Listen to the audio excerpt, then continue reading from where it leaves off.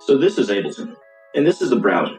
Now, one of the most frustrating things about the browser, you can't move it to another monitor. While Ableton does support dual monitors and you can use the second window, you're not able to move the browser to the second window. It's also impossible to stretch the browser across the entire window. The session view or arrangement view will always take up a significant portion of the window. I've seen a few folks asking for this in various places online, all hoping for that cleaner workflow and less visual clutter. So again, you can't move it to another monitor, you can't expand it to fill the entire window, and if you want to browse samples while working on a track, or if you want to load a device during playback, everything just gets cramped. So I fixed it. And by that, I mean I made this tool called the Popout Browser for Ableton Live. It takes Ableton's browser and lets it run in a completely separate window, which means you can put it on another monitor, resize it however you want, browse your sounds, libraries, presets, and plugins without destroying your workspace. If you're already familiar with my tools, you'll know a lot of the stuff focuses on MIDI remote scripts, and this tool has one as well. So feel free to use my MIDI remote script importer, come into your control surfaces and your tempo and MIDI under settings, and select the MIDI remote script here. You don't need an input or output device. Once this is selected, we can open up the Popout Browser for Ableton. How I actually do this is I have a different sized monitor below my primary monitor. For the purposes of this video though, I did just overlay it here to make it easier to see and be within the constraints of standard aspect ratios. So again, once the MIDI remote script is installed, that's the only necessary piece. Everything else is stored in the folder the application lives in.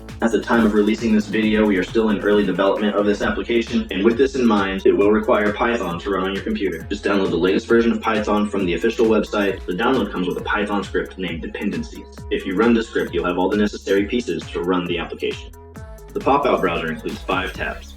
The first tab is the Information tab. This is a quick blurb about the corrupt modification, who I am, what the brand represents, and what the motives are. The second tab is the Ableton tab, and here you'll have your entire Ableton library, which is synced from the MIDI remote script. So as long as you've installed the MIDI remote script, you'll just come down to this search button, click that once, it will say loading browser from Ableton Live. This could take a few minutes. Now the style of the Popout browser is very similar to what Ableton has already with drop-down tree structure and search filter options so that you can do multiple selections and search and filter at the same time. For example, I'll check audio effects and I'll check plugins, and then I'll search the word amp. And so you can see we have things like amp guitar, VST, and the audio effect amp by Ableton. And just to show you how this works, what we can do is just double click a device from the list and it will load up in Ableton.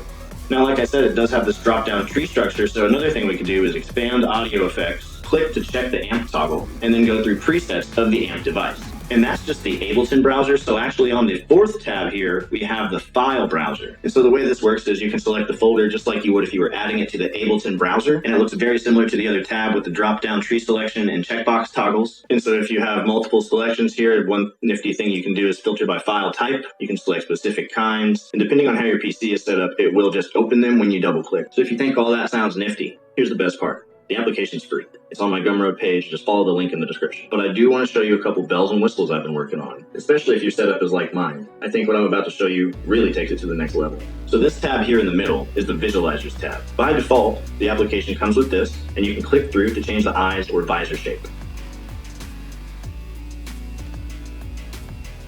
But I'm working on a lot more. So something that comes to mind for me is when I'm not actually wanting to browse through any sounds, but the application is still open just in the background. Having these visualizers adds a lot of depth to a setup. And if you're not actually browsing through sounds, presets, effects, files, or otherwise, a visualizer might just be a cool thing to have going while you listen to your beat playback. So again, the tool will remain free, and the first visualizer will always be included with multiple click-through options, but additional visualizer packs can be purchased from my Gumroad. Some of the games also include a visualizer component, like this Basilisk, which is essentially a snake clone.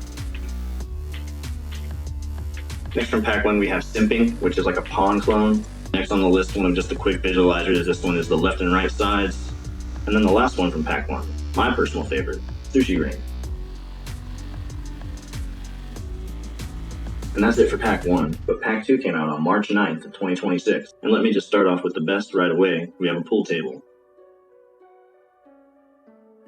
So whether we're looking at a visualizer or a small game, I think it's just nice to have something to occupy your eyes whenever you're using your ears to listen back to your song. Next in line, we have the famous pipes. And so obviously this is just a clone of the Windows XP 3D pipe screensaver. It does have a little nuance with those dots appearing everywhere. If that's not something as favorable for you, one thing I would suggest is just to look at the 2D version.